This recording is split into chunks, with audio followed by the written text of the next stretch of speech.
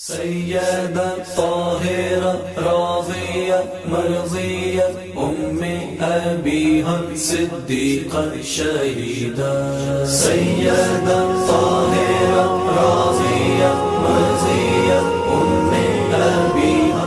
لا حول ولا قوة الا باللہ العلی العظیم اعوذ باللہ من الشیطان الرجیم بسم اللہ الرحمن الرحیم وقد قال رسول اللہ صلی اللہ علیہ وآلہ وسلم فاطمۃ بضعۃ منی۔ ظاہر ہے کہ جناب فاطمہ زہرا رضی اللہ علیہا کی شہادت کے ایام ہیں،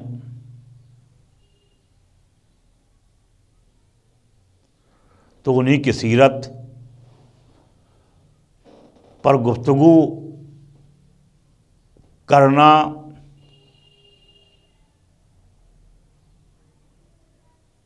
جبکہ یہ بہت ہی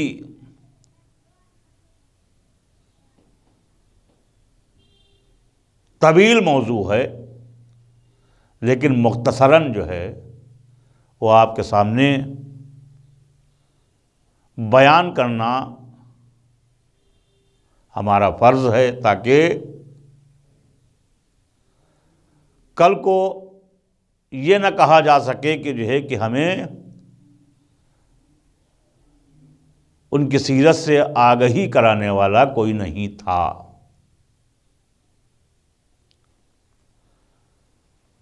دیکھیے، ہم نے پہلے تقریر میں یہ عرض کیا تھا کہ شہادت جناب فاطمہ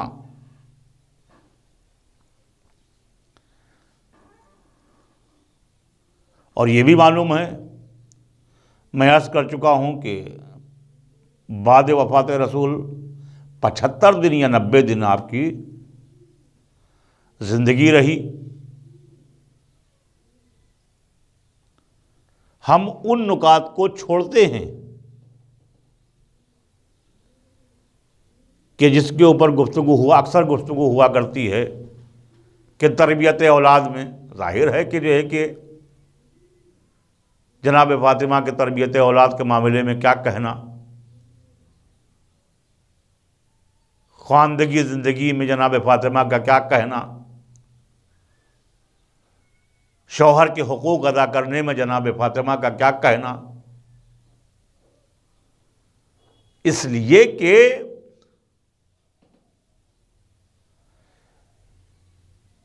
یہ اہل بیت سوائے مرضی خدا کے دوسری چیز کے بارے میں سوچتے ہی نہیں تھے، جس کا ثبوت جو ہے قرآن مجید میں آیت ہے کہ بسم اللہ الرحمن الرحیم انما یرید اللہ لیذھب عنکم الرجس اہل البیت ویطہرکم تطہیرا۔ بالکل پاک و پاکیزہ،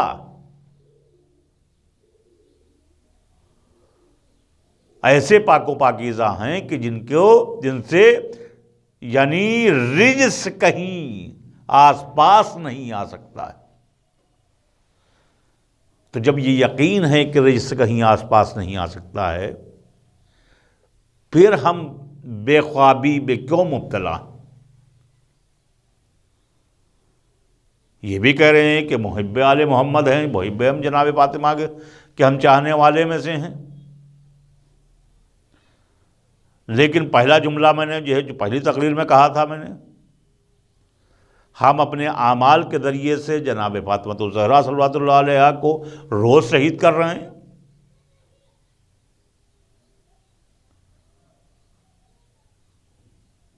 جس کے بارے میں جب رسول اکرم صلی اللہ علیہ وسلم نے پوچھا تھا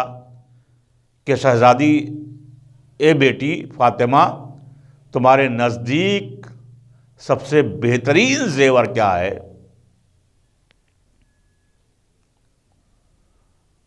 تو آپ نے فرمایا تھا کہ بابا، ہمارے نزدیک سب سے بہترین زیور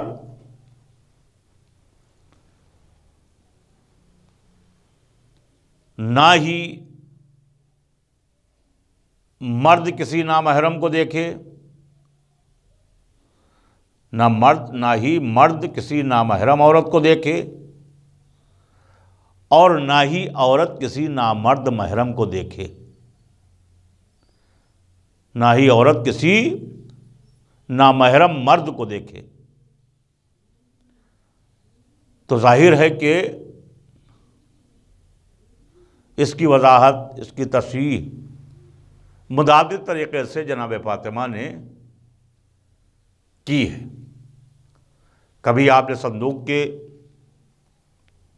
کی مثال دی ہے کہ جس طریقے سے صندوق میں صدف رکھا جاتا ہے، اس طریقے سے عورت کی مثال ہے۔ اسی طریقے سے عورت کو چاہیے کہ جو ہے کہ وہ باپردہ ہو کر اپنے کردار کا ثبوت دے، اگر وہ حقیقی چاہنے والی جناب سیدہ کی ہے، اور اگر نہیں کر رہے ہیں ایسا تو ہم روز جناب فاطمہ کو شہید کر رہے ہیں۔ لہذا ہمارے لیے ضروری ہے کہ ہم اپنا شمار ایسے لوگوں میں نہ کرائیں، اس لیے کہ شفیع روز محشر جناب فاطمہ ہی ہوں گی۔ صاحب رسول اکرم صلی اللہ علیہ وسلم نے فرمایا ہے کہ فاطمہ شفیع روز محشر ہیں، شفاعت کریں گی۔ وقت نہیں ہے کہ جو اس کی میں تفسیر بیان کروں گا۔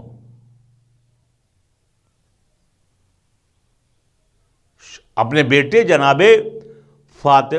امام حسین علیہ السلام کی شہادت کا بھی دعویٰ مقدمہ بارگاہ خداوندی میں پیش کریں گی۔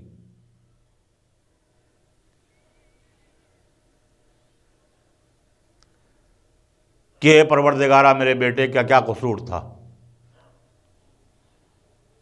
میری بچیوں کا کیا قصور تھا کہ جو دیار بدیار بے پردہ گھمایا گیا، میرے بچیوں نے کیا بگاڑا تھا کسی کا، کیا میرے بابا نے ان کی ہدایت نہیں کی تھی، کیا میرے شوہر نامدار نے ان کی خدمت نہیں کی تھی۔ ظاہر ہے کہ یہ اگر بحث چھڑے گا تو وقت بہت طویل درکار ہے۔ لہذا ہم کو یہ معلوم ہونا چاہیے کہ جناب فاطمہ شفیع روز محشر ہیں، اور ظاہر ہے کہ جب اگر ہم اپنی بدعمالیوں سے ان کے دل کو دکھائیں گے تو ہم کیسے جناب فاطمہ ہم سے کہیں گی کہ ہمارے چاہنے والا یا ہماری چاہنے والی ہے۔ کیا کبھی سوچا ہے کہ اگر ہم جناب فاطمہ کے قول کو پامال کر رہے ہیں تو اس امر سے جناب امام حسین علیہ السلام ہم سے خوش رہیں گے، یا امام علی علیہ السلام ہم سے خوش رہیں گے، یا امام سید سجاد علیہ السلام ہم سے خوش رہیں گے، یا امام زمانہ آخر تک کے ائمہ یہ ہے کہ امام زمانہ ہم سے خوش رہیں گے۔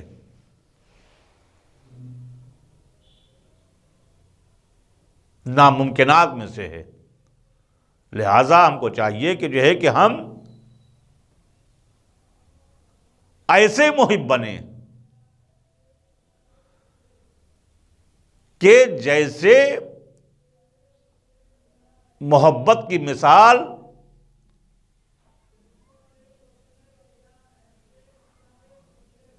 اہل بیت علیہ الصلوۃ والسلام کے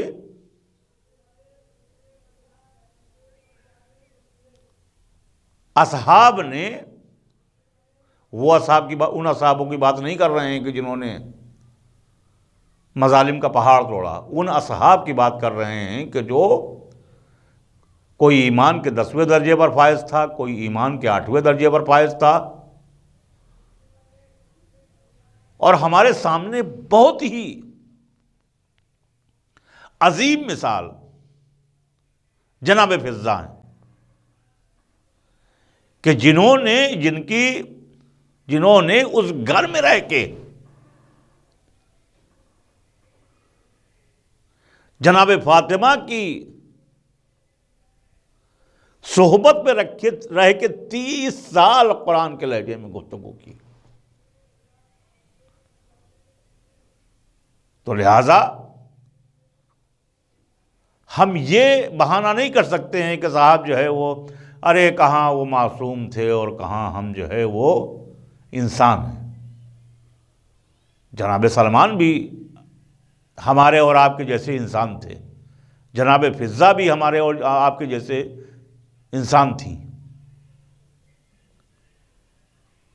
اور بھی اصحاب جو ملتے ہیں وہ ہمارے اور آپ کے جیسے انسان تھے.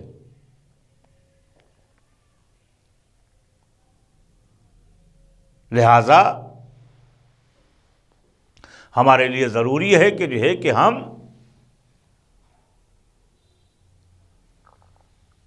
ان کو نمونہ بنائیں اور اپنی زندگی میں کچھ چار چاند لگائیں، تاکہ جناب سیدہ ہم سے روزے محشر یہ کہہ سکیں کہ یہ ہمارا چاہنے والا ہے. ایسا نہیں ہے کہ جناب رسول اللہ صلی اللہ علیہ وسلم نے جو فرما دیا کہ من اذانی، کہ جس نے ان کو تکلیف پہنچائی اس نے مجھے تکلیف پہنچائی.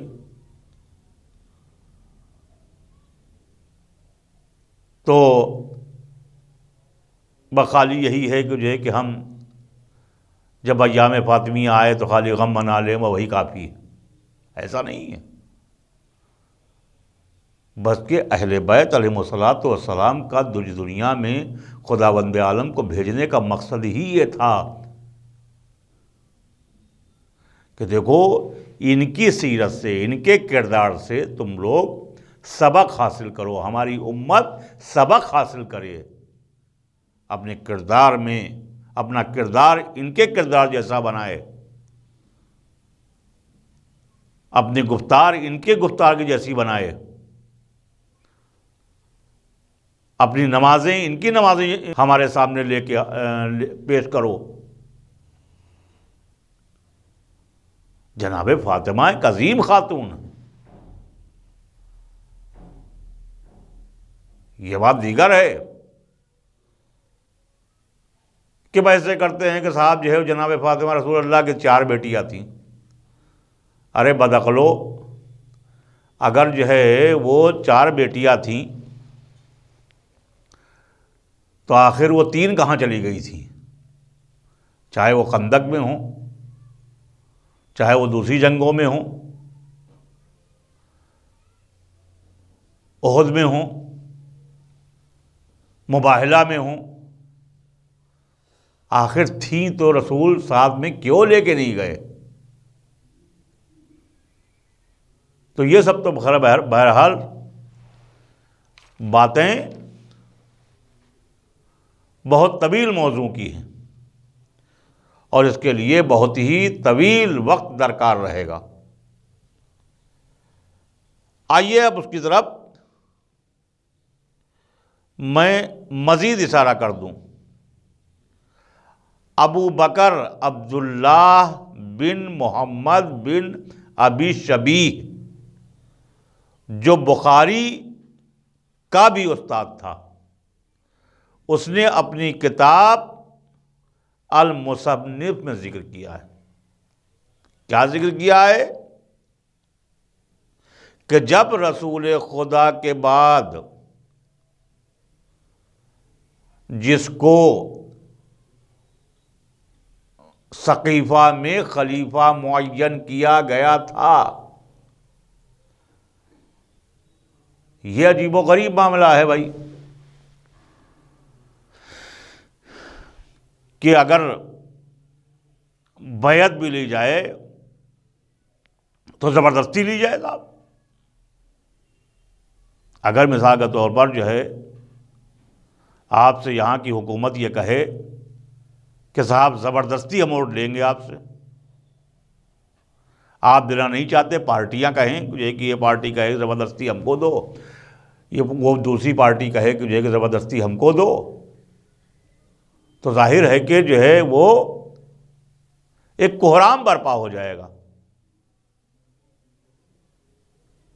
کہ یہ قانون کی خلاف ورزی ہے. یہ قانون کہیں اور سے نہیں آیا ہے بلکہ سقیفہ والوں نے دیا ہے. جو بے ایمانی اور مکاری کا قانون جو ہے جو آج پوری دنیا میں نافذ ہے، یہ دراصل اس کی جڑ جو ہے وہ سقیفہ تھی.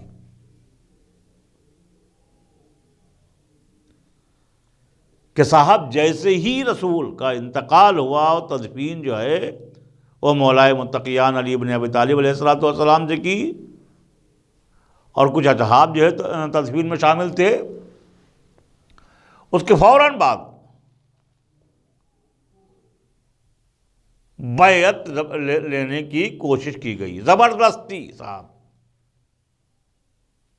اس لیے کہ اگر فاطمہ کہہ دیں گی تو ظاہر سی بات ہے کہ وہ مہر وہ ایک عظیم مہر ہوگی. لہذا بیعت کے لیے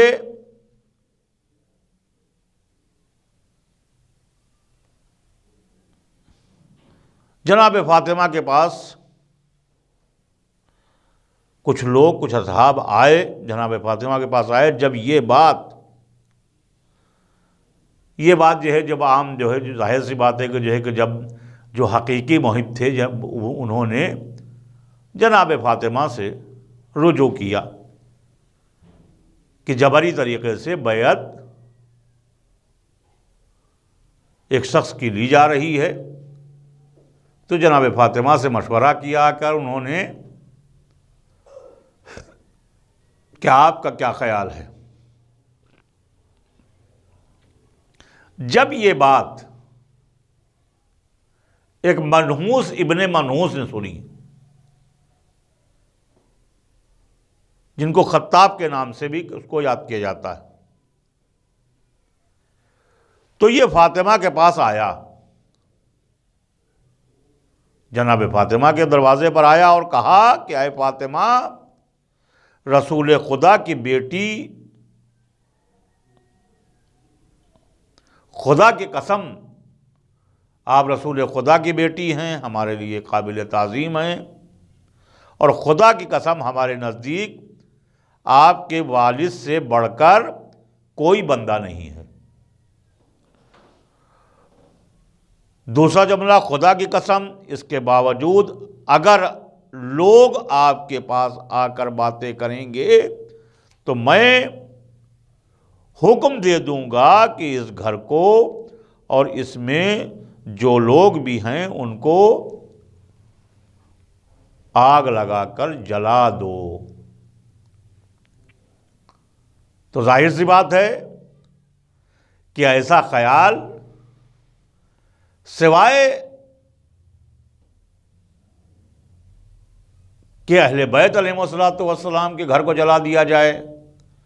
جس دروازے کو رسول اکرم صلی اللہ علیہ وسلم جو ہے وہ سلام کیا کرتے تھے، اس گھر کو آگ لگا دی جائے، تو ایسا خیال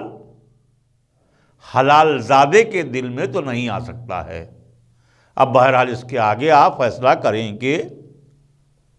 وہ شخص کون تھا. بہرحال ایک عظیم وجہ جو تھی وہ اسی میں جناب فاطمہ نے اس شخص سے فرمایا کہ اس نے فرمایا کہ انسیتم، کیا تم لوگ سب بھول گئے؟ قال رسول اللہ صلی اللہ علیہ وآلہ وسلم، یہ شہزادی نے یاد دلایا کہ دیکھو کیا تم لوگ غافل ہو گئے کہ یوم غدیر خم، غدیر خم میں کہ رسول اکرم صلی اللہ علیہ وسلم نے کہا تھا کہ من کنت مولا ہو فہذا علی مولا، اور دوسرا قول رسول اکرم صلی اللہ علیہ وسلم کو بتایا کہ یا علی انت منی بمنزلت ہارون و موسیٰ، قول یاد دلایا کہ ظاہر سی بات ہے یہ خلافت اور یہ بیعت کا جو ہے جو تذکرہ ہو رہا ہے اور بیعت لینے کے لیے ظلم و جبروت کیا جا رہا ہے، کیا تمہیں نہیں معلوم ہے کہ جو ہے کہ رسول اکرم صلی اللہ علیہ وسلم نے آخری وقت میں اور آخری حج کے بعد جو ہے یہ فرمایا تھا کہ من کنت مولا ہو فہذا علی مولا؟ کیا تم کو نہیں معلوم ہے کہ رسول اکرم صلی اللہ علیہ وسلم نے دعا میں فرمایا تھا کہ جو ہے کہ اللہم ہؤلاء اہل بیتی وخاصتی من یبغضہم یبغضنی من یحربہم یحربنی من یعلمہم یعلمنی۔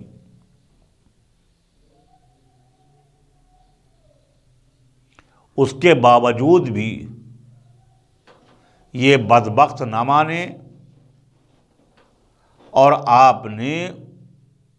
اس گھر کو آگ لگا دی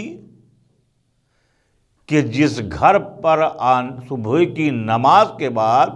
رسول اکرم صلی اللہ علیہ وسلم آنے کے بعد سلام کہا کرتے تھے، جس گھر کو دروازے کو سلام کہا کرتے تھے، صاحب اس کے باوجود بھی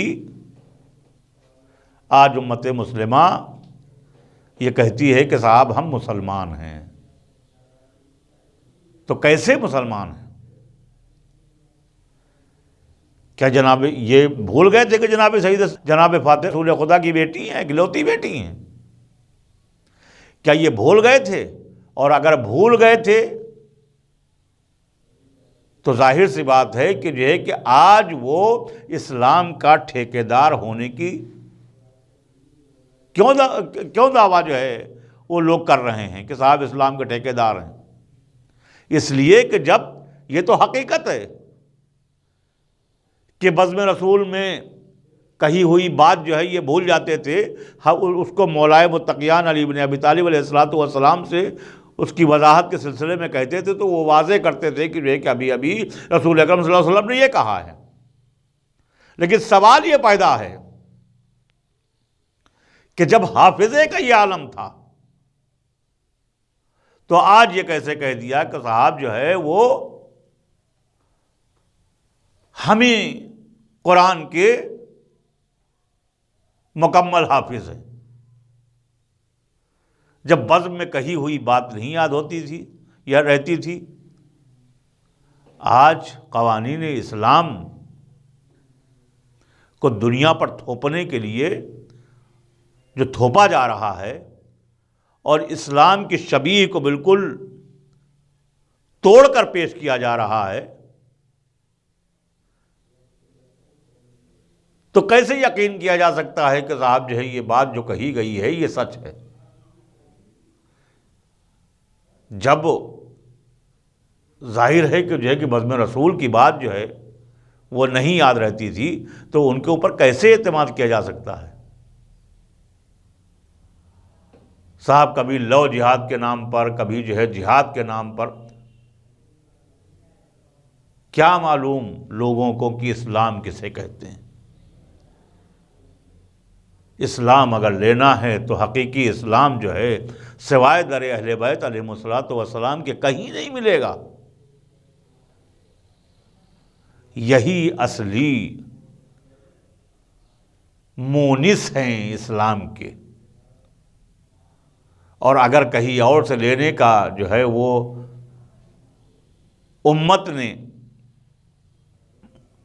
کہیں اور سے لینے کی کوشش کی تو سوائے گمراہی کے کچھ نہ ہوگا، اور سوائے جہنم کے اور کوئی جو ہے وہ راستہ نہیں ہوگا۔ بہرحال ان ایام سے ہم جو ہے درس حاصل کریں، اور ہم جہاں مجلسیں ہوں وہاں بھی علماء سے بھی یہ خاص طور سے کہہ دیں کہ جناب سیرت جناب سیدہ پہ روشنی ڈالیں، اور وہ جو بیان کریں تو اس کو اپنے ذہن میں رکھیں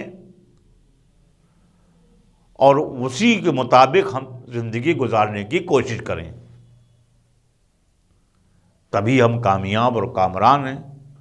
تبھی ہم محب آل محمد ہیں، تبھی ہم کنیزان جناب سیدہ میں سے ہو سکتے ہیں، تبھی ہم کنیزان جناب زینب میں سے، جناب ام کلثوم میں سے ہو سکتے ہیں۔ ورنہ ظاہر ہے کہ یہ دعویٰ کرنا ہمارے لیے ایسے ہی ہے کہ جیسے ایک حدیث ہے کہ العلم بلا عمل کالشجر بلا ثمر، علم بغیر عمل کے اس طریقے سے ہے جیسے سوکھا ہوا پیڑ کہ جس میں نہ پھل ہیں نہ وہ سایہ دینے کے قابل ہے، اور سوائے وہ امت کی رسوائی کے کوئی سبب نہیں بن رہا ہے۔ ظاہر ہے کہ ہم جناب سیدہ کی سیرت کے اوپر عمل کریں، ان کے کردار کو دیکھیں، جس طریقے سے انہوں نے اپنے بچوں کی تربیت کی ہے اس طریقے سے ہم تربیت کریں، جس طریقے سے انہوں نے اپنے شوہر کے حقوق ادا کیے ہیں اس طریقے سے اپنے